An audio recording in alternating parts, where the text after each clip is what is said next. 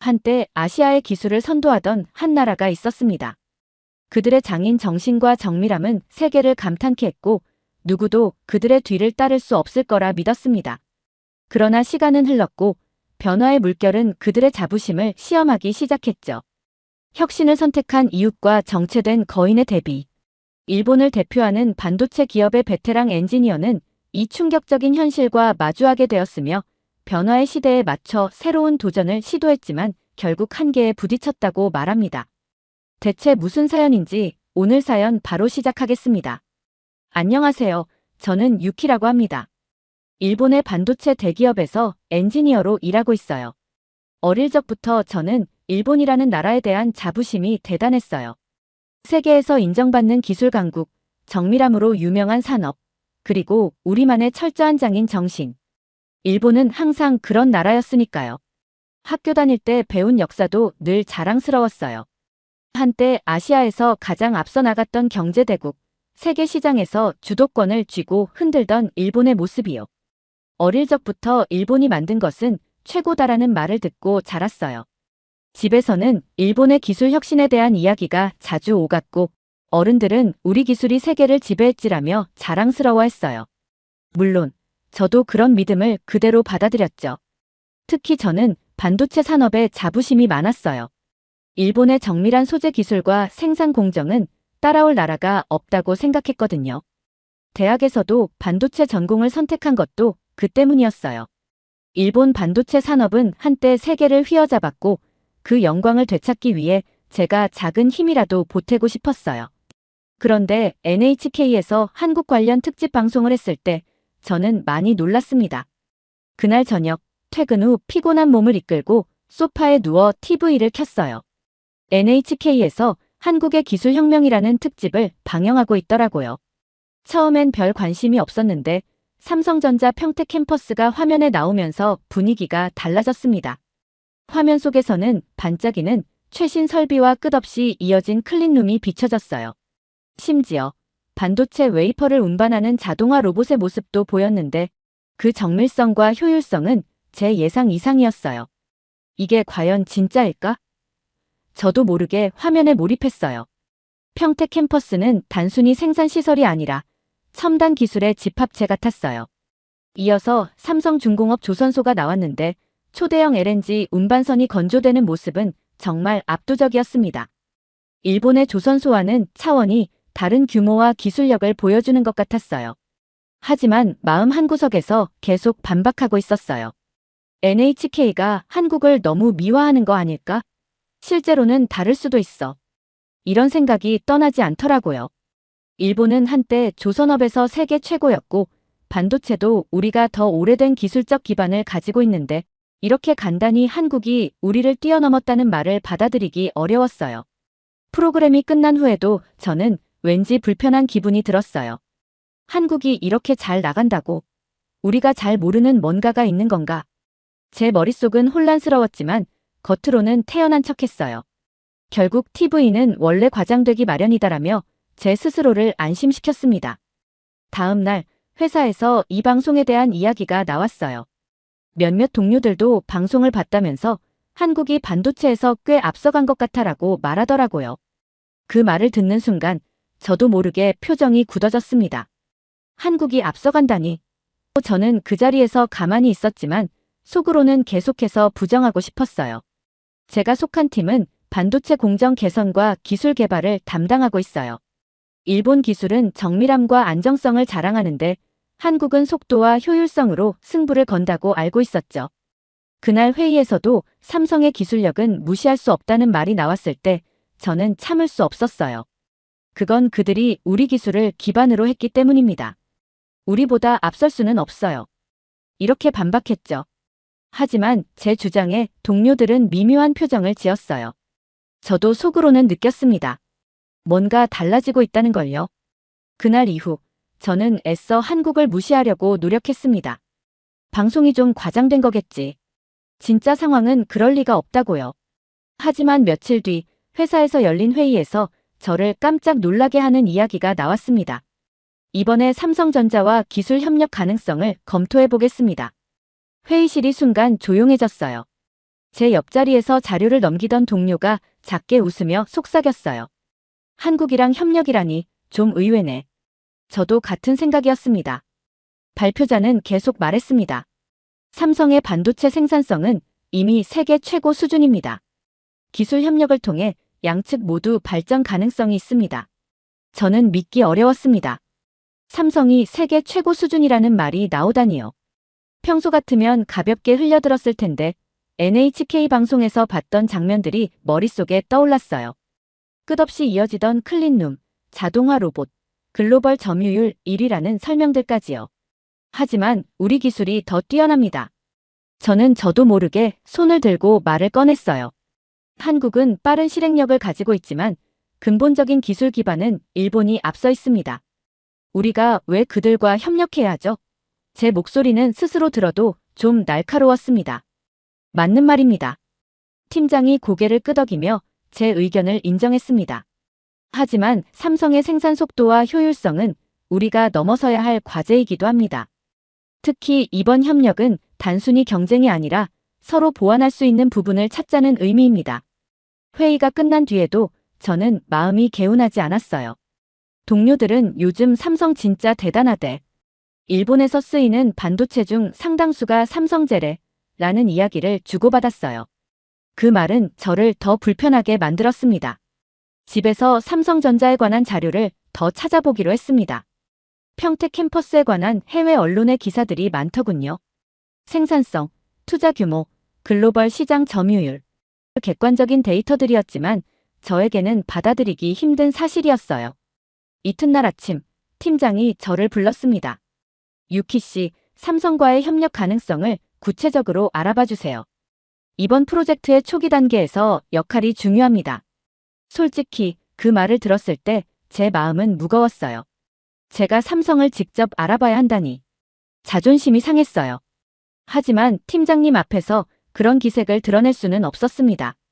알겠습니다. 저는 단정하게 대답했지만 속으로는 대체 왜 내가 이런 일을 해야 하지? 라는 생각이 들었어요. 며칠 후 한국 출장이 결정되었어요. 출발은 다음 주 금요일입니다. 삼성의 반도체 팀과 만나게 될 겁니다. 몇몇 동료들은 저를 부러워했어요. 한국 한번 가보고 싶었는데 유키 씨가 먼저 가는군요. 하지만 저는 전혀 기대되지 않았습니다. 아니, 오히려 걱정스러웠어요. NHK에서 본 그 화려한 모습들이 제 눈앞에 실제로 펼쳐지면 어떡하죠? 출장 당일 인천공항에 내린 순간부터 한국은 저에게 낯선 세계였습니다. 일본과 비슷하면서도 어딘가 다르다는 느낌이었어요. 공항부터가 세련되고 효율적이었는데 자동화된 출입국 심사와 빠른 짐 수령 시스템이 눈에 띄었어요. 특히 공항 내 곳곳에서 들리는 일본어 안내 방송은 묘한 안도감을 주기도 했습니다. 그래도 우리 언어가 이렇게 보편적으로 사용된다니 역시 일본이 대단하지 라고 생각하며 마음을 다잡았어요. 공항에서 예약된 차량을 타고 서울로 향하는 동안 창밖으로 보이는 풍경은 기대 이상이었습니다. 고층 빌딩들이 즐비한 스카이라인, 깨끗하게 정돈된 도로, 그리고 어딘가에서 봤던 익숙한 글로벌 기업들의 로고들까지. 이게 정말 한국인가? 저는 몇 번이고 스스로에게 물어봤어요. 솔직히 말해서 한국의 이미지는 제가 생각했던 것보다 훨씬 현대적이었습니다. 서울에 도착하자마자 호텔에 체크인했는데 체크인 과정에서부터 또 한 번 놀랐어요. 호텔 방문이 스마트폰 애플리케이션으로 열리는 시스템이었는데 일본에서는 좀처럼 보기 힘든 기술이었어요. 조명, 커튼, 심지어 TV와 에어컨까지 음성 명령으로 조작할 수 있었어요. 여기까지 온 김에 좀 공부해볼까 라는 생각에 방안을 이리저리 살피며 기능을 테스트했어요.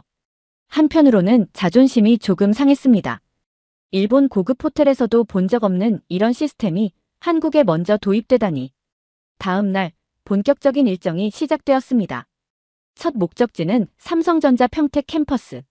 차로 이동하는 동안 동료들과 NHK 방송에서 보았던 장면들에 대해 이야기했습니다. TV에서 본 게 정말 저기에 그대로 있을까요? 동료 한 명이 반신반의하며 웃었지만 저는 왠지 긴장됐습니다. 가이드와 함께 투어를 시작했는데 첫 번째로 방문한 곳이 클린룸이었어요. 클린룸은 상상했던 것보다 훨씬 크고 깨끗했으며 무언가 신성한 느낌마저 들었어요. 여기는 먼지 한 톨도 허용되지 않는 공간입니다. 라는 설명과 함께 클린룸 내부의 습도와 온도가 0.1도 단위로 정밀하게 조정된다는 이야기를 들었어요. 일본에서도 클린룸은 익숙하지만 이 정도 규모와 정밀도를 유지하는 시설은 처음이었습니다. 가장 인상 깊었던 것은 로봇들이 반도체 웨이퍼를 운반하는 모습이었어요. 자동화된 로봇들이 규칙적으로 움직이며 생산 공정을 매끄럽게 이어가는 장면은 정말 압도적이었습니다. 일본에서는 여전히 사람이 중심이 되는 작업 환경이 많은데 여기서는 인간의 개입이 최소화된 자동화가 주된 방식이더군요. 제 동료 중 한 명이 이 정도면 거의 공상과학 영화 같네요. 라고 말했을 때 저는 고개를 끄덕였어요. 사실 그게 저의 진심이기도 했습니다. 삼성전자 엔지니어들과의 기술 회의도 큰 충격이었습니다.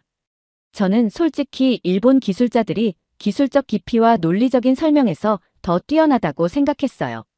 그런데 이 회의에서 만난 삼성 엔지니어들은 저를 완전히 압도했어요. 그들은 각자의 전문 분야에서 깊이 있는 지식을 가지고 있었고 질문에 대한 답변도 명확하고 빠르게 제공했습니다. 영어로 진행된 회의였는데 그들의 유창한 영어 실력까지 더해지니 제가 준비한 내용이 초라하게 느껴졌습니다. 회의가 끝난 뒤 저는 살짝 기가 죽은 상태로 클린룸 밖에서 동료들과 이야기를 나눴어요. 솔직히 이 정도일 줄은 몰랐어요. 저보다 선배인 동료가 말했을 때 저도 모르게 고개를 끄덕이고 말았습니다. NHK 방송에서 봤던 장면들이 과장이 아니었다는 사실이 조금씩 제 마음을 흔들고 있었어요. 평택 캠퍼스 투어가 끝나고 숙소로 돌아오는 길에 제 머릿속은 복잡했습니다. 제가 한국에 대해 가지고 있던 이미지와 현실은 너무나 달랐습니다. 그날 밤 호텔방에서 조명을 끄고 누워서도 삼성에서 봤던 장면들이 자꾸 떠올랐습니다. 다음 날은 삼성중공업의 조선소를 방문할 차례였습니다. 솔직히 말해서 조선업은 제가 잘 모르는 분야였고 별로 관심도 없었어요. 일본이 한때 세계 조선업계를 주름잡았다는 사실이 자랑스럽긴 했지만 요즘은 한국이 주도하고 있다는 이야기를 들을 때마다 그건 조선업 정도니까 그렇겠지라고 대수롭지 않게 넘겼거든요. 도착한 삼성중공업의 조선소, 첫 인상부터 압도적이었어요.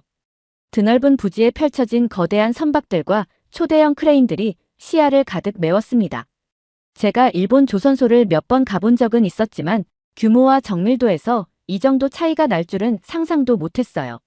가이드를 따라 조선소 내부로 들어가니 초대형 LNG 운반선 건조 현장이 눈앞에 펼쳐졌습니다. 지금까지 이런 크기의 선박을 본 적이 없었어요.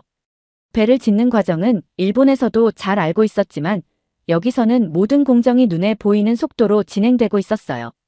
가장 놀라운 점은 작업의 대부분이 자동화와 최신 기술로 이루어지고 있었다는 겁니다. 저 크레인들은 어떤 방식으로 작동하나요? 제가 궁금해서 질문하자 가이드가 친절히 설명해줬어요. 저희는 최신 자동화 시스템을 도입해 선박의 주요 구조물을 정밀하게 조립하고 있습니다.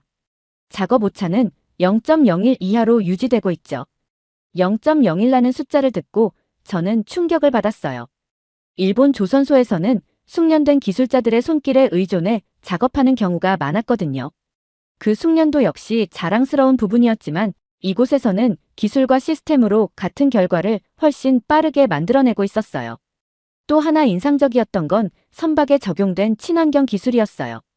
한국이 조선업에서 단순히 규모뿐만 아니라 기술적으로도 혁신을 이뤄냈다는 사실을 여기서 처음 깨달았습니다. 이 LNG 운반선은 탄소 배출을 최소화하기 위해 설계되었습니다. 가이드의 설명을 들으며 저는 한숨을 내쉬었습니다. 일본이 여전히 전통적인 방식에 머물러 있는 사이 한국은 이미 새로운 시대를 준비하고 있었던 거죠. 현장 작업자들과 대화할 기회도 있었습니다. 그들은 모두 각자의 분야에서 전문성을 가지고 있었고 자신들의 일이 한국을 세계적인 조선 강국으로 만드는 데 기여한다는 자부심이 대단했어요. 저는 그들의 태도를 보며 마음 한구석에서 뭔가 뜨거운 감정을 느꼈습니다. 일본에서는 이런 자부심이 점점 희미해지고 있다는 사실이 떠올랐거든요. 조선소 투어가 끝난 뒤 동료들과 버스에 올라타 숙소로 돌아가면서도 모두 말이 없었습니다. 평택 캠퍼스에서는 그나마 농담도 주고받았지만 이번엔 그런 분위기가 아니었어요. 누군가 작게 한마디 했습니다. 진짜 놀랍지 않았어? 모두가 고개를 끄덕였지만 누구도 크게 입을 열지 않았습니다. 숙소로 돌아온 저는 노트북을 열고 일본 조선업에 대한 자료를 다시 찾아보기 시작했습니다. 과거에는 우리가 이렇게 압도적이었는데 지금은 왜 이 지경이 된 걸까요? 생산량, 기술력, 시장 점유율 모두에서 한국이 앞서 있다는 사실을 받아들이는 게 쉽지 않았습니다. 일본의 장점은 분명히 있었어요. 정밀함, 장인 정신, 신뢰도. 하지만 그게 지금의 글로벌 시장에서 얼마나 중요한지 의문이 들기 시작했습니다. 그날 밤, 저는 처음으로 인정하고 싶지 않은 사실을 인정하게 됐습니다. 한국은 우리가 생각했던 것보다 훨씬 강력한 경쟁자였고, 이제는 우리가 그들을 따라잡아야 할 수도 있다는 것을요. 자존심이 상했지만 동시에 묘한 자극을 느꼈어요. 이대로 가만히 있다간 정말 큰일이 날지도 모른다는 위기감이었습니다. 출장 마지막 날, 저는 서울로 돌아와 회사가 준비해준 저녁 식사에 참석했어요. 고급 레스토랑이었는데 내부는 전통과 현대가 섞인 독특한 분위기를 자랑했어요. 한국 전통 문양으로 꾸며진 벽과 테이블 위에 놓인 최신형 디지털 메뉴판이 묘하게 어울렸습니다. 속으로 감탄하면서도 입 밖으로는 아무 말도 하지 않았어요. 저녁 식사를 마치고 돌아가는 길, 저는 회사 동료들과 택시를 타고 호텔로 향했어요. 차창 너머로 보이는 서울의 야경은 너무나 화려했어요. 화려한 네온사인과 깨끗하게 정돈된 거리는 일본 도쿄와도 비교될 만큼 인상적이었습니다. 동료 중 한 명이 툭 던지듯 말했어요. 진짜 한국이 이렇게 발전했을 줄은 몰랐어요. 솔직히 좀 충격적이지 않아요? 저는 대답 대신 창밖을 바라봤습니다. 동료의 말이 가슴 깊이 와닿았거든요. 이번 출장 동안 경험한 모든 것들이 하나로 엮이면서 머릿속이 복잡했어요. 호텔에 도착해서 동료들과 간단히 헤어지고 방으로 들어왔어요. 문을 닫고 한숨을 내쉬며 침대에 주저앉았어요. 저는 여행용 노트북을 켜고 검색창에 일본 반도체 산업 전망이라고 입력했어요. 그러자 뜨는 기사 제목들은 전혀 반갑지 않았습니다. 글로벌 시장 점유율 하락세, 한국과 대만의 기술 격차 확대, 일본의 대응은 어디에? 이런 문구들이 화면에 가득했어요. 곰곰이 생각해보니 우리가 놓친 게 뭘까 하는 의문이 들었어요. 일본은 여전히 뛰어난 기술력과 정밀함을 가지고 있어요. 그런데 왜 우리는 계속 뒤처지고 있을까요? 변화. 그 단어가 떠올랐습니다. 일본은 변화에 둔감했던 게 아닐까? 평택 캠퍼스에서 만난 삼성 엔지니어들과의 대화가 떠올랐어요. 그들은 어떤 질문을 던져도 명확한 대답을 내놓았고 항상 더 나아질 수 있다는 자세를 가지고 있었어요. 조선소에서도 마찬가지였습니다. 모든 것이 효율적으로 돌아가고 있었고 기술자들은 자부심과 열정으로 가득 차 있었죠. 다음 날 아침 호텔에서 체크아웃을 하고 공항으로 향하면서 제 기분은 한층 무거웠습니다. 공항에서 비행기를 기다리는 동안 동료들과 커피를 마시며 이야기를 나눴습니다. 이번 출장 어땠어요? 누군가 물었어요. 동료 중 한 명이 웃으며 대답했죠. 내가 말하긴 그렇지만 한국 정말 대단했어요. 저도 가끔 일본이 아직 최고다라고 믿고 싶었는데 이제는 좀 더 솔직히 생각해봐야겠어요. 일본으로 돌아온 후 저는 출장을 다녀온 동료들과 함께 삼성과의 협력 가능성에 대한 내부 보고서를 작성하기 시작했습니다. 하지만 보고서를 쓰는 내내 마음이 불편했어요. 출장 중 경험한 한국의 기술력은 단순히 놀랍다는 수준을 넘어섰어요. 일본보다 한 발 앞서 있다는 사실을 어쩔 수 없이 인정하게 되는 순간들이 많았거든요. 그런데 그걸 보고서에 어떻게 표현해야 할지 몰랐습니다. 한국이 우리를 앞섰다는 걸 이렇게 쓰면 위에서 받아들일까요? 한 동료가 조심스럽게 묻더군요. 저도 같은 고민이었어요. 일본 회사 내부에서는 여전히 우리가 최고라는 인식이 강했고 그걸 깨는 보고서는 많은 저항에 부딪힐 가능성이 높았어요. 그냥 최대한 중립적으로 써야겠죠. 저는 그렇게 말했지만 속으로는 불편함이 더 커졌습니다. 며칠 뒤 보고서가 최종적으로 제출되었어요. 저는 최대한 객관적으로 적으려 했지만 여전히 한국이 일본보다 앞서 있다는 사실을 명확히 적는 데는 망설임이 있었어요. 보고서 제출 후 팀 동료들과 다시 출장 경험에 대해 이야기할 기회가 있었어요. 한 동료가 말했습니다. 솔직히, 난 좀 무서워졌어요. 우리가 이렇게까지 뒤처질 줄은 몰랐거든요. 저는 그의 말에 조용히 고개를 끄덕였어요. 저도 그래요. 그런데 이걸 인정하지 않으면 더 큰 위기가 올지도 몰라요. 그 대화 후 저는 제 자신에 대해 고민하기 시작했어요. 왜 이렇게 한국을 인정하기 어려워하는 걸까? 단순히 자존심 때문일까? 아니면 진짜로 우리가 변화를 두려워해서일까? 그날 밤 저는 NHK에서 방송했던 한국 특집 영상을 다시 찾아봤어요. 처음 볼 때는 그저 과장된 내용일 거라고 무시했지만 이제는 다르게 보였어요. 그 방송에서 다룬 모든 것이 현실이라는 걸 알게 됐으니까요. 화면 속에서 평택 캠퍼스의 자동화 로봇이 반도체 웨이퍼를 옮기는 모습이 다시 나왔을 때 저는 한숨을 내쉬며 생각했어요. 정말 대단하다. 이걸 따라잡으려면 얼마나 걸릴까? 하지만 이내 다시 마음을 다잡았어요. 포기할 수는 없지. 우리도 변해야 해. 일본은 한때 세계를 선도했던 나라였어요. 지금도 가능성이 있다고 믿고 싶었어요. 한국을 따라잡기 위해선 먼저 그들을 인정하고 배우는 것부터 시작해야 한다는 걸 깨달았습니다. 몇 주 후 회사에서 새로운 출장 명령이 내려왔습니다. 다시 한국으로 가야 했어요. 이번에는 삼성과의 협력 가능성을 논의하기 위한 본격적인 회의였죠. 처음 출장 때의 감정이 떠올랐지만 이번에는 조금 달랐어요. 여전히 복잡한 감정이 있었지만 한국에서 배울 것이 있다는 사실은 이미 제 안에 자리 잡고 있었으니까요. 다시 인천공항에 도착했을 때 지난 출장에서 느꼈던 낯설음은 없었습니다. 공항의 효율적인 시스템, 택시로 이동하며 본 서울의 스카이라인, 그리고 한국 사람들이 가진 독특한 에너지가 이제는 익숙하게 느껴졌어요. 이번 출장의 첫 일정은 삼성전자와의 미팅이었지만 회의 전 자유시간이 있어 한국의 스타트업 생태계를 간략히 탐방할 기회가 주어졌습니다. 스타트업 센터에 도착했을 때 저는 또 한 번 놀랐습니다. 센터 내부는 마치 미래 도시를 축소해 놓은 것 같았어요.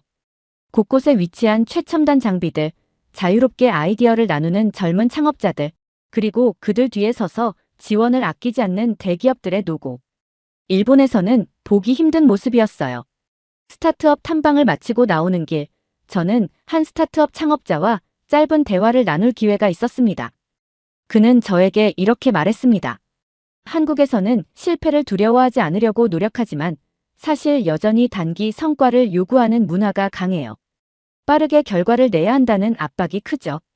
그 말을 듣고 저는 한국의 시스템에도 한계가 있다는 점을 느꼈습니다. 아무리 빠르게 실행하고 도전한다고 해도 단기 성과만을 중시하면 장기적인 안정성을 잃을 수도 있을 테니까요. 일본처럼 신중한 접근 방식도 중요하겠다는 생각이 들었습니다. 그러나 그들의 열정과 빠른 실행력은 분명 배우고 싶은 점이었어요. 실패를 성장의 일부로 받아들이는 자세는 일본에서 꼭 도입해야 할 태도라는 생각이 들었습니다. 다음 날 삼성전자와의 본격적인 회의가 시작되었습니다. 이번에는 단순히 기술적인 협력을 논의하는 것을 넘어 양국 기업이 어떤 방향으로 협력할 수 있을지 심도 깊은 대화를 나누는 자리였어요. 회의는 끝없이 이어졌지만 피곤하기보다는 새로운 에너지가 샘솟는 기분이었습니다. 한국 엔지니어들은 기술적인 능력뿐만 아니라 문제를 해결하는 접근 방식에서 굉장히 창의적이었어요. 일본이 가진 정밀함과 체계적인 방식과는 또 다른 매력이 있었죠. 특히 한 한국 엔지니어가 했던 말이 잊히지 않았습니다. 저희는 항상 생각합니다. 우리가 만들지 않으면 다른 누군가가 만들겠지요.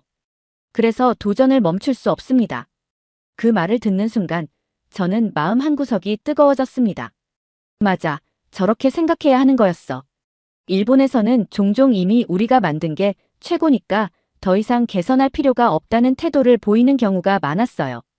하지만 이곳에서는 끝없이 더 나아지려고 하는 의지가 느껴졌어요.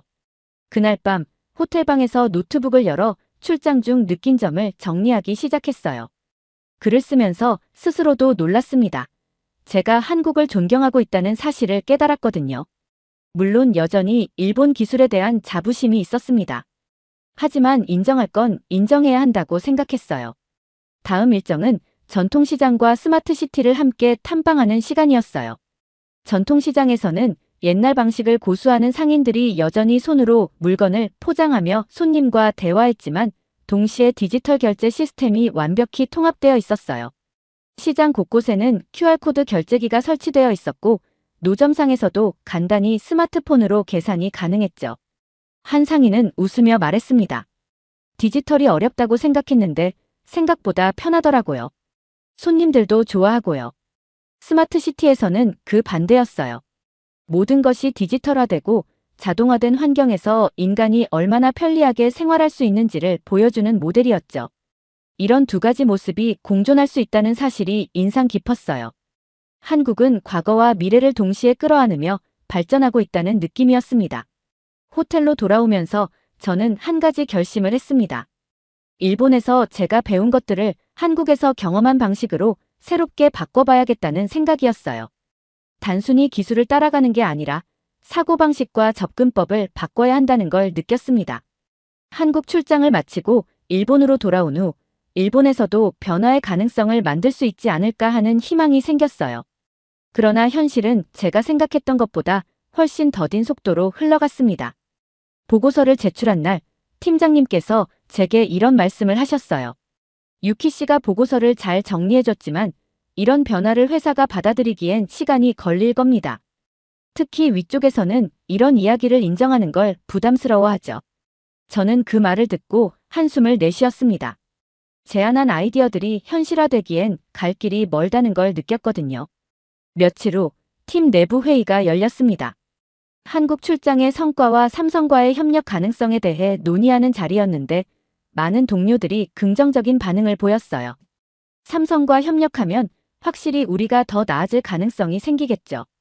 그들이 가진 자동화 기술은 정말 인상적이었어요. 이런 말들이 나왔지만 동시에 보수적인 의견도 들렸습니다. 우리가 왜 그들을 따라 해야 하죠?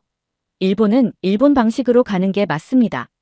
저는 그 말을 듣고 반박하고 싶었지만 참았습니다. 일본의 전통과 자부심을 무시할 수는 없었으니까요. 하지만 회의가 끝난 뒤 몇몇 동료들이 다가와 속삭이듯 말했습니다. 유키 씨 말이 맞다고 생각해요. 우리도 변해야 하는데 너무 많은 걸 두려워하는 것 같아요.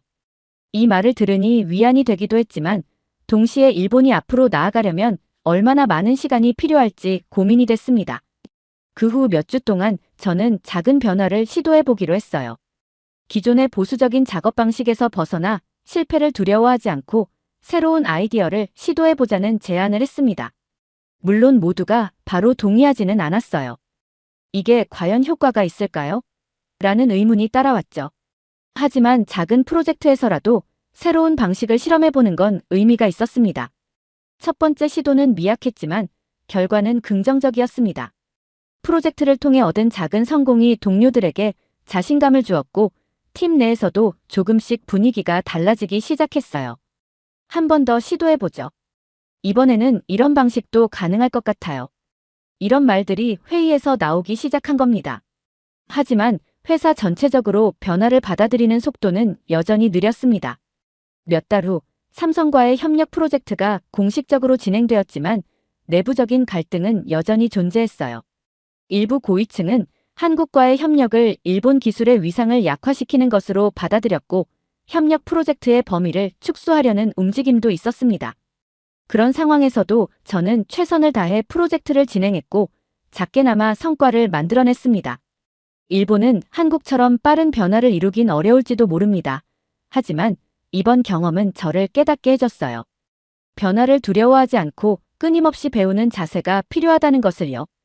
그리고 그 시작은 우리가 현실을 인정하고 한국처럼 도전 정신을 받아들이는 데서 시작된다는 걸요. 물론 일본도 여전히 많은 강점을 가지고 있습니다. 정밀함과 신뢰, 장인 정신 같은 것들은 일본이 세계에서 인정받는 이유 중 하나입니다. 하지만 이제는 거기에만 머무를 수 없습니다. 변화의 시대에 우리는 새로운 길을 찾아야 합니다. 아직 갈 길이 멀고 많은 어려움이 있지만 저는 믿습니다. 일본도 더 나아질 수 있다고요. 우리가 현실을 직시하고 새로운 도전을 받아들이며 실패를 두려워하지 않는다면 말입니다. 두 번째 사연 시작합니다. 중국인들은 몰래 한국의 드라마를 보고 한국의 음악을 들어요. 중국에서 한국 문화는 인기가 많지만 중국인들은 한국 문화가 중국을 모방하고 중국의 전통을 해치고 있다고 주장하며 한국을 비난하고 있어요. 라고 말하는 여성이 있습니다. 대체 무슨 사연일지 오늘 사연 바로 시작하겠습니다. 안녕하세요. 제 이름은 지오반나 카르디날레입니다. 이탈리아 시칠리아의 작은 마을 출신이에요. 어릴 적부터 저는 할머니의 파스타 가게에서 일하며 장사의 재미를 알았죠. 지오반나, 넌 언젠가 세계를 무대로 큰 사업을 할 거야. 라고 할머니가 말씀하셨던 게 아직도 생생해요. 그 말씀이 제 인생의 나침반이 되었습니다. 대학에서 경영학을 공부한 후 저는 뉴욕의 대형 슈퍼마켓 체인에 입사했어요. 글로벌 구매 담당자로 일하면서 저는 세계 각국의 다양한 식품을 만나게 되었습니다. 그 중에서도 아시아 식품에 특별한 관심이 갔어요. 김치, 두부, 디핑소스 이 모든 것들이 제게는 신세계였습니다.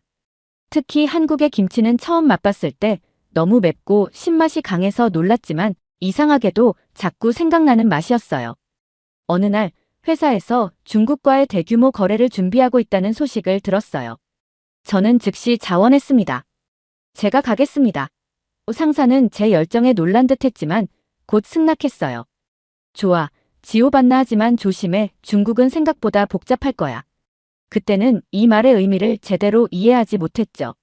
제 머릿속은 이미 중국에서의 성공으로 가득 차 있었으니까요. 출발 전날 밤, 저는 흥분을 감출 수 없었어요. 할머니가 주신 오래된 타로카드로 점을 쳐봤죠. 운명의 수레바퀴가 나왔어요. 변화와 새로운 기회를 의미한다고 하더라고요. 와, 대박이다! 라고 소리쳤죠. 그때는 몰랐어요. 이 카드가 제 인생을 완전히 뒤흔들 여정의 시작을 예고하고 있었다는 걸요. 지금 생각해보면 그 타로 카드는 단순히 기회만을 의미한 게 아니라 큰 도전과 시련도 함께 올 거라고 경고하고 있었던 것 같아요. 비행기에 오르면서 저는 중국어 공부에 열중했어요. 안녕하세요. 저는 지오반나입니다. 연습하다 보니 옆자리 승객이 웃으며 말을 걸더라고요. 발음이 꽤 좋네요. 중국에 가세요? 그렇게 알게 된 그는 한국 사업가였어요. 중국도 좋지만 기회가 된다면 한국도 방문해보세요. 아시아에 숨겨진 보석 같은 곳이죠. 그의 말에 저는 고개를 끄덕였지만 솔직히 그때는 별로 관심이 없었어요. 제 머릿속엔 오직 중국에서의 성공만이 가득했으니까요. 베이징에 도착하자마자 저는 문화 충격에 빠졌어요.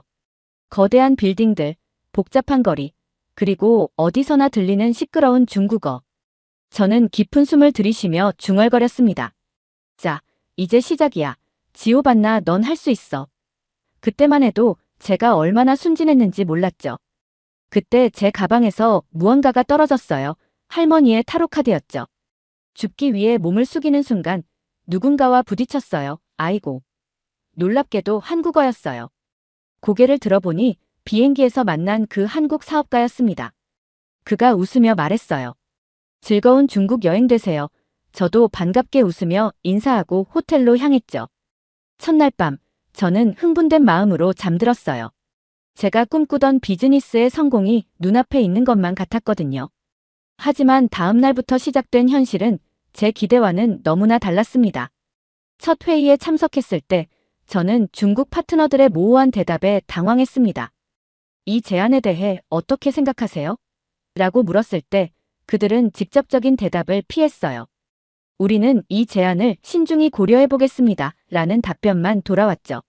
처음에는 이런 태도가 단순히 문화적 차이라고 생각했습니다. 하지만 시간이 지날수록 이런 모호함이 비즈니스 진행을 크게 방해한다는 것을 깨달았어요. 한 달이 지나고 저는 점점 더 혼란스러워졌습니다.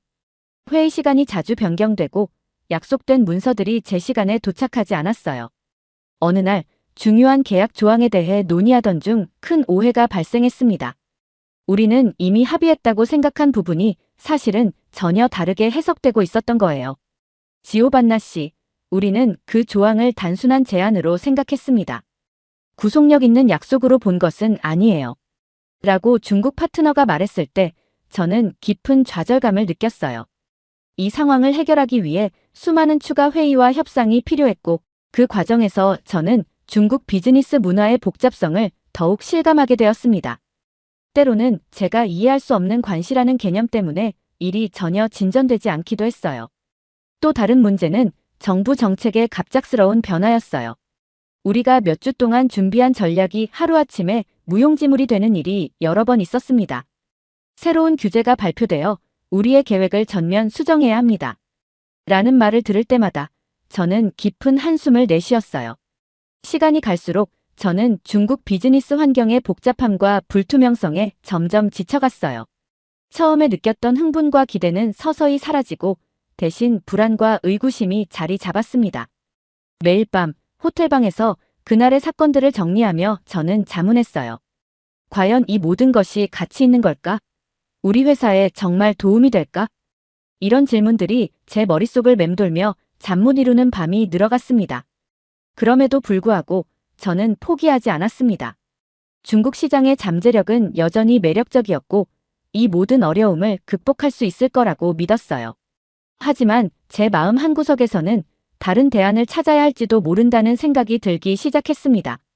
이런 복잡한 감정을 안고 저는 다음 날의 회의를 준비하며 잠자리에 들었어요. 베이징에서의 출장이 한 달을 넘어가면서 저는 업무 외 시간에 중국의 일상을 경험해 보기로 했습니다. 하지만 이 경험은 제게 또 다른 충격으로 다가왔어요. 첫 번째로 눈에 띈 것은 거리의 청결 상태였습니다. 뉴욕에 비해 훨씬 더럽다고 할 순 없었지만 사람들의 행동이 저를 불편하게 만들었어요. 어느 날 아침 지하철역으로 향하던 중 한 중년 남성이 제 앞에서 아무렇지 않게 침을 뱉는 걸 보았습니다. 저는 깜짝 놀라 뒤로 물러섰어요. 이게 정상적인 행동인가요? 라고 옆에 있던 현지인에게 물었지만 그는 그저 어깨를 으쓱할 뿐이었습니다. 이런 광경은 그날 이후로도 자주 목격되었고 매번 제 마음은 불편해졌어요. 마치 제가 다른 행성에 와 있는 것 같은 기분이었죠. 더욱 충격적인 일은 며칠 후에 일어났습니다. 번화가를 걷고 있을 때 갑자기 한 어머니가 자신의 아이를 길가에서 배변하게 하는 걸 보았어요. 저는 그 자리에 얼어붙었습니다. 주변 사람들은 아무렇지 않은 듯 지나갔지만 저는 그 광경을 보고 큰 충격을 받았어요. 이게 정말 흔한 일인가요? 라고 제 중국인 동료에게 물었을 때 그는 시골에서 온 사람들은 가끔 그래요. 하지만 예전보다 많이 나아지고 있어요. 라고 대답했습니다. 이 말을 들으며 저는 많이 나아진다고 도대체 예전엔 어땠던 거지? 라는 생각이 들었어요. 교통 상황도 저를 당황하게 만들었어요. 횡단보도를 건널 때마다 차들이 거의 멈추지 않고 지나가는 것을 보며 저는 매번 가슴을 쓸어내렸습니다. 한 번은 제가 건너던 중에 오토바이가 갑자기 나타나 아슬아슬하게 지나갔어요. 저는 놀라서 소리를 질렀지만 오토바이 운전자는 뒤돌아보지도 않고 그대로 가버렸습니다. 그 순간 저는 제 생명이 이렇게 하찮게 취급받는 것 같아 화가 났어요. 이런 경험들이 쌓이면서 저는 점점 중국의 공공질서에 대해 의구심을 갖게 되었어요. 이런 사회에서 어떻게 안정적인 비즈니스를 할 수 있을까? 라는 의문이 들기 시작했어요. 매일 밤 호텔로 돌아올 때마다 저는 안도의 한숨을 쉬었죠. 마치 전쟁터에서 살아 돌아온 것 같은 기분이었으니까요. 어느 날 저녁 레스토랑에서 식사를 하던 중 옆 테이블에서 큰 소리로 이야기하는 소리에 저는 제대로 식사에 집중할 수 없었습니다. 조용히 해달라고 요청했지만 그들은 저를 힐끔 쳐다보더니 무시하고 이야기를 계속했습니다. 가서 화를 내고 싶었지만 언어의 장벽과 문화적 차이 때문에 주저했어요. 결국 식사를 마치지 못하고 호텔로 돌아왔습니다. 그날 밤 저는 처음으로 진지하게 이 프로젝트를 포기할까 고민했어요. 제 꿈이 악몽으로 변해가고 있다는 생각이 들었거든요. 하지만 다음 날 의외의 경험을 했습니다. 길을 잃고 헤매고 있을 때 한 젊은 중국인이 다가와 영어로 도움을 제안했어요. 이 경험은 제게 작은 위안이 되었어요. 모든 것이 부정적인 것만은 아니라는 생각이 들었습니다. 동시에 이런 친절한 경험이 오히려 예외적으로 느껴진다는 사실에 더 큰 씁쓸함이 밀려왔죠. 매일 겪는 불편함과 문화적 충격은 쉽게 가시지 않았어요. 저는 점점 더 이 나라에서 장기적인 비즈니스를 진행하는 것에 대해 회의적이 되어갔습니다. 호텔로 돌아오는 길, 저는 문득 고향 이탈리아의 거리를 떠올렸습니다. 질서 정연하고 깨끗한 거리, 서로를 배려하는 사람들 그리움과 함께 또 다른 생각이 들었어요. 혹시 다른 아시아 국가들은 어떨까? 중국만의 특수한 상황일까? 아니면 아시아 전체가 이럴까? 이 생각은 제게 새로운 가능성을 열어주는 것 같았습니다. 그리고 문득 비행기에서 만났던 그 한국 사업가의 말이 떠올랐어요. 한국은 아시아에 숨겨진 보석 같은 곳이죠. 그때는 대수롭지 않게 여겼던 그 말이 이제는 구원의 빛처럼 느껴졌습니다. 중국에서의 시간이 길어질수록 비즈니스 미팅은 점점 더 힘들어졌습니다. 오늘도 중요한 협상이 예정되어 있었지만 저는 이미 지쳐 있었어요. 아침 일찍 회의실에 도착했지만 중국 파트너들은 여전히 보이지 않았습니다. 30분, 1시간. 시간은 계속 흘러갔지만 그들의 모습은 없었어요. 저는 그들의 지각이 이제 일상이 되어버린 것에 대해 한숨을 쉬었습니다. 마침내 그들이 도착했을 때 저는 짜증을 누르기 힘들었습니다. 죄송합니다. 교통체증이 심했어요. 라는 가벼운 사과와 함께 회의가 시작되었지만 그들의 태도는 전혀 미안해 보이지 않았어요.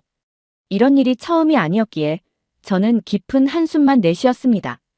이게 과연 교통체증 때문일까? 아니면 그들에게 시간 개념이 없는 걸까? 라는 생각이 들었죠. 회의가 시작되고 얼마 지나지 않아 저는 또 다른 문제에 직면했어요. 복잡한 계약 조건을 설명하려 했지만 중국 파트너들은 제 말을 제대로 듣지 않는 것 같았습니다. 그들은 서로 중국어로 속삭이며 때때로 웃음을 터뜨리기도 했어요. 제 설명 중에 뭔가 이상한 게 있나요? 라고 물었지만 그들은 아니요, 계속해주세요 라고만 대답했습니다. 점심시간이 되자 중국 파트너들은 갑자기 회의를 중단하고 나가버렸어요. 곧 돌아오겠습니다 라는 말만 남기고 말이죠. 저는 혼자 회의실에 남아 점심도 거른 채 기다려야 했습니다. 그들이 돌아왔을 때 술 냄새가 났어요. 점심에 약간의 백주를 마셨어요 라며 그들은 웃었습니다. 저는 할 말을 잃었어요. 오후 회의는 더욱 힘들었습니다. 중국 파트너들은 계속해서 주제를 벗어났고 결정을 미루기만 했어요.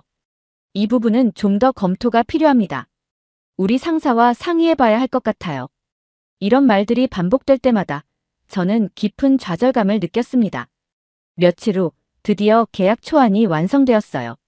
하지만 기쁨도 잠시 중국 파트너들은 갑자기 새로운 요구사항을 들고 나왔습니다. 이 조항을 수정해야 할 것 같아요. 새로운 정부 정책 때문에 저는 황당했어요. 그 정책, 언제부터 시행된 거죠? 그들의 대답은 더욱 충격적이었습니다. 아직 시행된 건 아니에요. 하지만 곧 시행될 거예요. 저는 그 순간 모든 것이 모래성처럼 무너지는 것을 느꼈습니다. 이 시점에서 저는 심각한 의문이 들었습니다. 과연 이 사업이 성공할 수 있을까? 매일 밤 호텔방에서 보고서를 쓰면서 점점 더 지쳐갔어요. 시간이 지나도 진전은 보이지 않았습니다. 제 꿈은 점점 더 멀어지는 것 같았고 현실은 꿈과는 너무나 달랐습니다. 그날 저녁 문득 비행기에서 만났던 한국 사업가의 말을 떠올렸어요. 다음 날 아침 저는 결심했습니다. 더 이상 이대로는 안 되겠다고요. 저는 용기를 내어 회사에 이메일을 보냈습니다. 다른 아시아 국가들의 시장 상황에 대해 조사해달라고 요청했어요. 특히 한국에 대해 관심이 갔습니다. 이 요청을 보내면서 저는 처음으로 중국 이외의 대안을 진지하게 고려하기 시작했습니다. 회사로부터 답장이 왔을 때 저는 이미 짐을 싸고 있었어요. 지오반나, 한국 시장이 유망해 보입니다. 서울에서 몇몇 기업들과 미팅을 잡아놨어요. 이 소식에 가슴이 뛰었습니다. 변화의 기회, 새로운 시작. 제가 기다려온 것이 바로 이거였어요. 마치 긴 터널을 지나 마침내 빛을 본 것 같은 기분이었습니다. 베이징을 떠나는 날 중국 파트너들과 마지막 미팅을 가졌습니다. 대체 왜 한국 같은 나라를 간다는 거죠? 후회하고 곧 돌아올 거예요. 라고 말했지만 속으로는 다시 오고 싶진 않아 라고 생각했어요. 인천공항에 도착했을 때 저는 깜짝 놀랐어요. 깨끗하고 효율적인 공항 시스템, 질서 정연하게 줄 서 있는 사람들. 마치 다른 세상에 온 것만 같았습니다. 이게 바로 아시아의 또 다른 모습이구나라는 생각이 들었어요. 첫 번째 미팅은 다음 날 아침 일찍 잡혀 있었어요. 불안한 마음으로 회의실에 들어섰는데 놀랍게도 한국 파트너들이 이미 와서 기다리고 있었습니다. 아, 죄송합니다. 제가 늦었나요? 당황해서 물었더니 그들은 미소 지으며 대답했어요. 아니요. 저희가 일찍 왔을 뿐입니다. 편하게 준비하세요. 이 말을 듣는 순간 저는 마치 다른 세계에 온 것 같은 기분이 들었어요. 회의가 시작되고 저는 또 한 번 놀라움을 금치 못했습니다. 명확한 프레젠테이션, 직접적인 질문과 답변, 그리고 무엇보다 시간을 정확히 지키는 태도. 이 모든 것이 제게는 신선한 충격이었어요. 마치 제가 꿈꾸던 이상적인 비즈니스 환경이 눈앞에 펼쳐진 것 같았습니다. 점심시간, 한국 파트너 중 한 명이 다가와 물었습니다. 지오반나 씨, 혹시 불편한 점은 없으신가요? 저는 솔직히 대답했어요. 아니요, 오히려 너무 좋아요. 중국에서의 경험과는 완전히 달라서 놀랐어요. 그러자 그가 웃으며 말했습니다. 아, 중국에서 오셨군요. 힘드셨겠어요. 저희도 처음에는 그랬답니다. 그 순간 저는 이상한 동질감을 느꼈어요. 마치 오랜 여정 끝에 집에 돌아온 것 같은 느낌이었죠. 이어진 며칠 동안의 미팅에서도 이런 느낌은 계속되었습니다. 투명한 계약 조건, 명확한 의사소통, 약속을 중요하게 여기는 문화. 이 모든 것이 제게는 큰 위안이 되었어요. 한 주가 지나고 저는 결심했습니다. 회사에 이메일을 보냈어요. 한국과의 협력을 추진하고 싶습니다. 여기에서 우리의 미래가 보여요. 다행히 회사도 동의했고 저는 서울에 더 오래 머물며 본격적인 협력 관계를 구축하기로 했습니다. 이 결정을 내리면서 저는 마치 큰 짐을 내려놓은 것 같은 해방감을 느꼈어요. 호텔방에서 창밖을 바라보며 저는 깊은 안도감을 느꼈어요. 서울의 반짝이는 야경이 마치 제 미래를 비추는 것만 같았습니다. 이제야 제대로 된 길을 찾은 것 같아 라고 생각했습니다. 그리고 문득 할머니의 말씀이 떠올랐어요. 지오반나, 넌 언젠가 세계를 무대로 큰 사업을 할 거야. 이제야 그 말씀의 진정한 의미를 이해한 것 같았습니다. 서울에서의 첫 주말, 저는 도시를 탐험하기로 했어요. 지하철에 올랐을 때 처음으로 한국의 공공질서를 체감했습니다. 사람들이 질서정연하게 줄을 서서 기다리고 노약자석을 양보하는 모습이 인상적이었어요. 우와, 여기선 새치기가 없네라고 중얼거렸더니 옆에 있던 한국 아주머니가 웃으며 말씀하셨어요. 그런 건 비매너예요. 우리는 서로를 배려하죠. 이 말을 들으며 저는 중국에서 겪었던 혼잡함과 무질서를 떠올렸어요. 그 차이가 너무나 컸습니다. 거리를 걷다 보니 쓰레기통을 찾기가 어려웠어요. 하지만 놀랍게도 거리는 깨끗했습니다. 호기심에 한 카페에 들어가 물어봤죠. 쓰레기는 어디에 버리나요? 직원이 친절하게 설명해 주었어요. 대부분 집에 가져가서 분리수거해요. 환경을 생각하는 거죠. 이 말을 듣고 제 마음에 작은 변화가 일어났어요. 나도 이제 플라스틱 컵 대신 텀블러를 써야겠다. 중국에서는 상상도 못했던 환경의식이 여기서는 일상이라는 게 놀라웠습니다. 횡단보도에서 또 한 번 놀랐습니다. 차들이 보행자를 위해 확실히 멈추는 거예요. 중국에서의 아찔했던 경험을 떠올리며 저는 안도의 한숨을 쉬었어요. 문득 옆에 서 있던 꼬마가 빨간불인데도 건너려는 걸 봤어요. 엄마가 아이를 잡으며 말했죠. 규칙을 지켜야 해. 그래야 모두가 안전해. 저는 미소 지었습니다. 어릴 때부터 이런 교육을 받으니 어른이 되어서도 자연스럽게 규칙을 지키는구나 싶었어요. 한 주 동안 출퇴근을 하면서 저는 점점 더 한국의 공공의식에 감탄하게 되었습니다. 사무실에서도 직원들이 자발적으로 분리수거를 하고 에너지 절약을 위해 불필요한 전등을 끄는 모습을 보았어요. 이런 작은 행동들이 모여 큰 변화를 만든다는 걸 깨달았습니다. 질서정연한 도시의 모습, 서로를 배려하는 시민들. 이런 모습이 단순히 규칙을 지키는 것을 넘어 사회 전체의 효율성과 삶의 질을 높이고 있다는 걸 느꼈어요. 이런 환경에서라면 비즈니스도 더 투명하고 효율적으로 할 수 있겠어. 라는 생각이 들었습니다. 중국에서의 경험과 비교하면 마치 천국과 지옥의 차이 같았어요. 다음 날 아침, 저는 처음으로 제 의지로 일찍 일어나 호텔 주변 공원을 산책했어요. 조깅하는 사람들, 요가를 하는 사람들, 그리고 자원봉사로 공원을 청소하는 학생들을 보며 제 마음에 작은 변화가 일어났음을 느꼈습니다. 나도 이 도시의 일부가 되고 싶어 라는 생각이 들었어요. 그리고 이 생각은 제 비즈니스에 대한 새로운 비전으로 이어졌습니다. 한국에서의 생활이 한 달째 접어들었을 때 저는 문화적 호기심을 이기지 못하고 한국 드라마에 빠져들었어요. 처음에는 그저 시간 때우기용이었지만 곧 그 안에 담긴 깊이 있는 메시지와 한국인들의 자부심을 발견하게 되었습니다. 태양의 후예라는 드라마를 보다가 문득 깨달았어요. 주인공들이 보여주는 책임감, 동료애, 그리고 국가에 대한 헌신. 이런 가치관이 실제 한국 사회에서도 중요하게 여겨진다는 걸 느꼈습니다. 회사에서 만난 한국 동료에게 이 얘기를 했더니 그가 웃으며 말했어요. 드라마가 과장된 면도 있지만 기본적인 가치관은 우리의 현실을 반영하죠. 이 말을 들으며 저는 중국에서 봤던 드라마들과 비교하게 되었어요. 그곳의 드라마는 종종 현실과 동떨어진 환상만을 그리는 것 같았거든요. K-팝에도 관심이 생겼어요. BTS의 노래를 들으며 가사를 해석해 보다가 그들이 전하는 메시지에 깊은 감동을 받았습니다. 자아실현, 사회 문제에 대한 관심, 그리고 꿈을 향한 열정. 이런 주제들이 전 세계 청년들의 공감을 얻고 있다는 사실이 놀라웠어요. 중국의 대중문화에서는 보기 힘들었던 진정성과 깊이를 느낄 수 있었습니다. 문득 중국에서의 경험이 떠올랐습니다. 그곳에서도 한국 문화는 인기가 있었지만 동시에 비난의 대상이 되기도 했어요. 한국 문화가 중국을 모방하고 있고 중국의 전통을 해친다는 말을 들었던 기억이 나요. 하지만 정작 중국인들은 몰래 한국 드라마를 보고 K-팝을 들었죠. 그때는 이해가 안 됐지만 이제는 그 이유를 알 것 같았어요. 한국 문화의 매력은 단순히 표면적인 것이 아니라 그 안에 담긴 가치와 메시지에 있었던 거죠. 한국 문화에는 보편적 가치와 현대적 감각이 잘 어우러져 있었습니다. 전통을 존중하면서도 새로운 것을 받아들이는 유연함, 그리고 자신들의 문화를 세계에 자신 있게 선보이는 자부심. 이런 모습이 매력적으로 다가왔어요. 여러 경험들을 통해 저는 한국인들의 문화적 자부심이 단순한 국수주의가 아니라는 걸 깨달았습니다. 그것은 자신들의 가치를 믿으면서도 세계와 소통하려는 열린 마음에서 나오는 것이었어요. 이런 태도가 바로 한국 기업들의 성공 비결 중 하나라는 생각이 들었습니다. 문화에 대한 이해가 깊어질수록 비즈니스에 대한 제 시각도 변화했어요.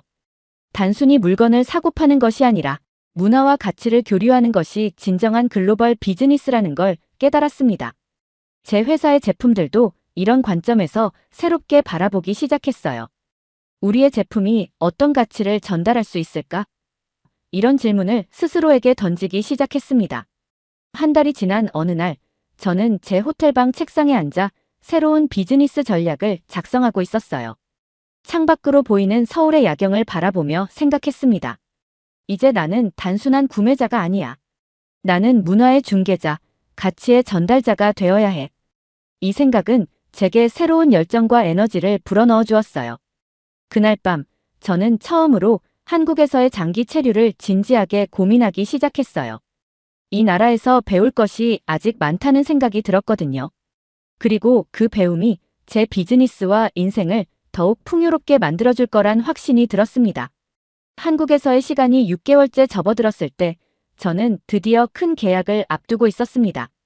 이번 계약은 단순히 물건을 사고 파는 것이 아닌 양국의 문화를 융합한 새로운 제품 라인을 만드는 것이었어요. 한국의 김치와 이탈리아의 파스타를 결합한 퓨전 요리 상품군이었죠.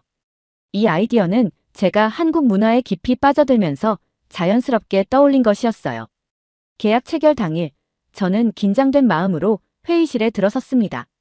한국 파트너사의 대표님이 미소 지으며 말씀하셨어요. 지오반나 씨, 6개월 동안 정말 열심히 준비하셨죠.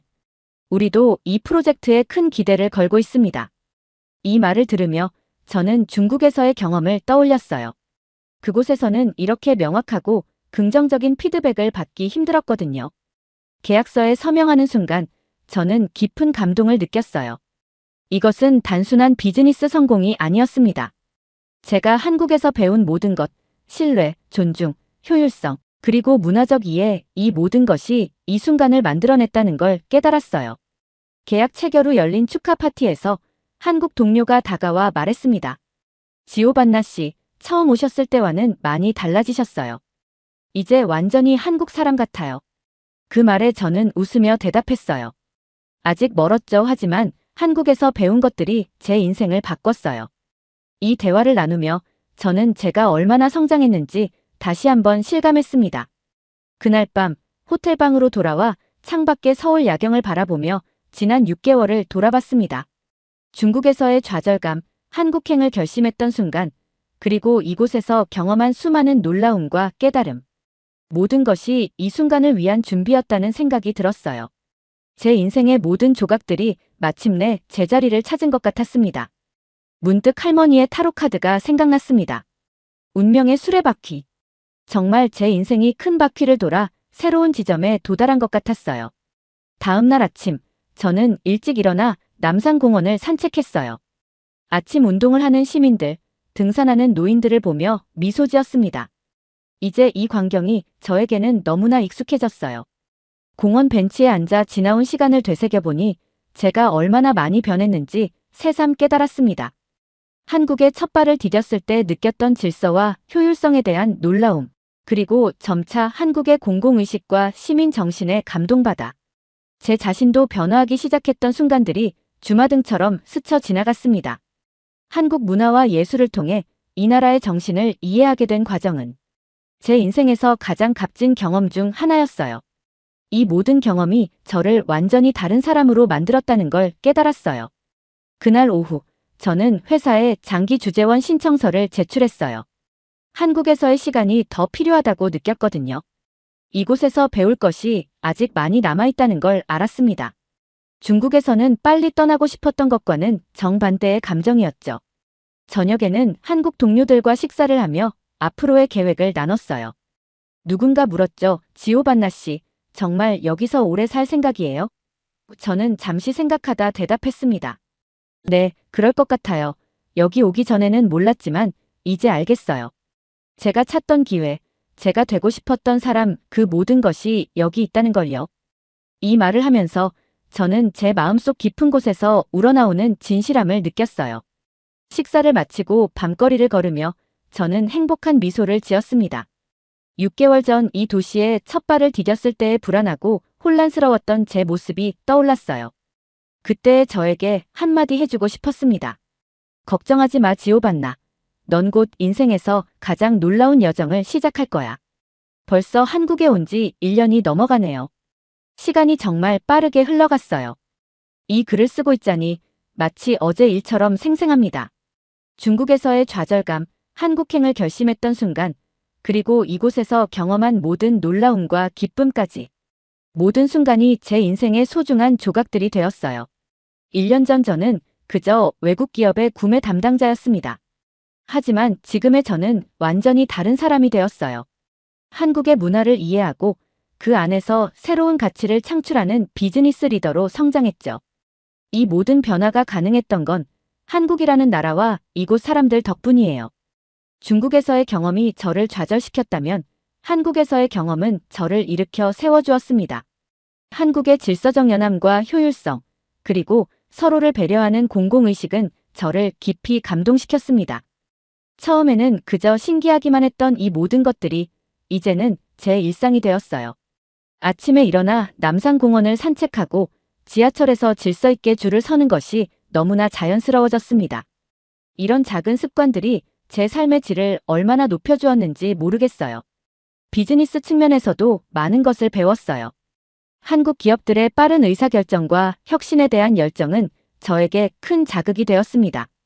이제 저는 단순히 물건을 사고 파는 것이 아니라 문화를 교류하고 새로운 가치를 만들어내는 일을 하고 있어요. 물론 어려움도 있었죠. 언어의 장벽, 문화적 차이로 인한 오해. 하지만 이 모든 것들을 극복하는 과정에서 저는 더욱 강해졌고 세상을 보는 눈이 넓어졌습니다. 이제 저는 한국을 제 두 번째 고향이라고 생각해요. 이곳에서 저는 제 꿈을 이루어가고 있고 매일 새로운 것을 배우고 있습니다. 때로는 힘들 때도 있겠지만 그 모든 순간이 제 성장의 밑거름이 될 거라고 믿습니다. 마지막으로 한국의 깊은 감사의 마음을 전하고 싶습니다. 이 나라와 사람들이 아니었다면 지금의 저는 없었을 거예요. 오늘 사연이 재미있으셨다면 구독과 좋아요, 알림 설정까지 부탁드립니다. 더 재미있는 사연으로 돌아오겠습니다. 이상 감동탐험이었습니다.